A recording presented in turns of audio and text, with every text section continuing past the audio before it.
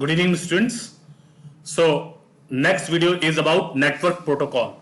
Now, what is protocol? Protocol is a set of rules for some of the work.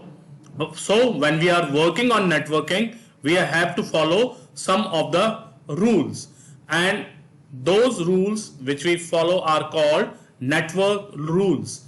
Network protocols, the set of certain rules which determine how the data should be transferred over network, compressed or presented on the screen, and so on. These sets of rules are called protocols. So first protocol is TCP IP. TCP is transmission control protocol, IP is internet protocol. So this protocol is a combination of two rules. The first one is TCP. TCP is used to break the data into packets from the sender's end and assemble these packets at the destination end in a correct form. And IP or internet protocol provides a sequence number of each of these packets so that they may reach to their destination in correct order.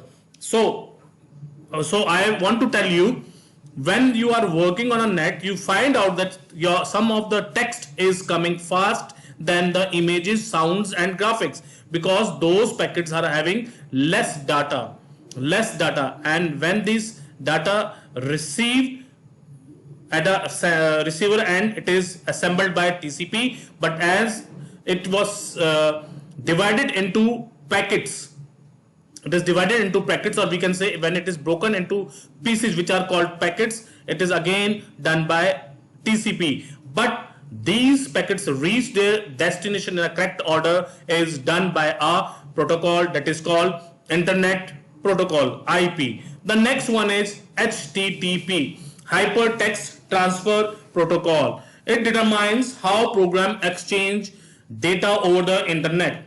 It defines how the messages are formatted and transmitted, and what action web server and a browser should take in response to various commands.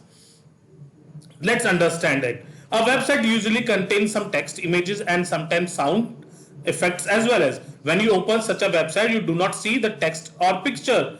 We usually see the complete website. Hypertext is a system in which different types of documents and files such as images, sound effects and text are linked to each other. These documents can easily be accessed using a web browser. So to use this HTTP, we need a web browser. Is it clear? The next one is FTP, file transfer protocol. It is one of the simplest and the easiest way to exchange files between two or more computers. File transfer protocol means how we are going to upload or download the files. The next one is SMTP, simple mail transfer protocol. It is the most common protocol used for sending emails between two or more servers. SMTP,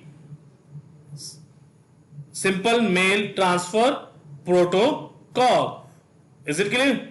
This protocol has a limited ability to queue the message at a receiver's end.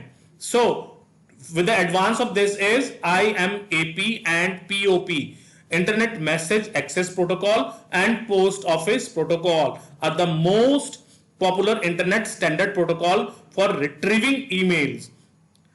It is used to retrieve the emails. The utility of these protocols varies with request of the users in different environment. Is it clear? When configuring an email application, it is essential to specify both the sending protocol, that is SMTP, and receiving protocol, that is POP or IMAP. So these are the protocols that we use while working on internet. The first one is TCP IP, the second one is HTTP, then FTP, SMTP, IMAP and POP. In exams, you may have to tell the full form of these protocols and their uses. Students, that is all for today. Have a great day. Jai Hind, Jai Bharat.